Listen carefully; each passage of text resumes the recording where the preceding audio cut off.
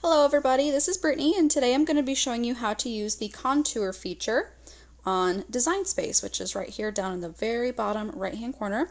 Basically what contouring is it is a way for you to get rid of parts of images that you don't want, especially if you have the Cricut Design Space subscription, which I do, and there's an image that you like, but there's just something about it that you don't want to be there. So, for example, I do a lot of work with states, with decals and shirts, things like that. So I have this image of the state of Kentucky right here, which is great. I love it, except I don't want this star right here. I want it to just be a solid state. So I'm going to come over here to contour, and then it gives you options when you highlight of which portion you want to get rid of, basically. So I don't want the star anymore.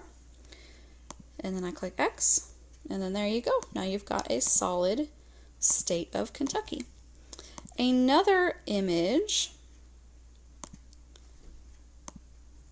get back here to the main page. So say I wanted this star right here, but I don't want these little rectangles in it.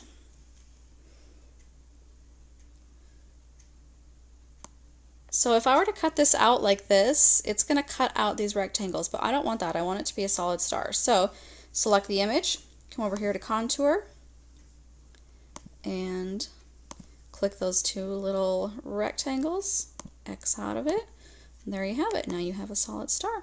So that is how you do contouring on Cricut Design Space.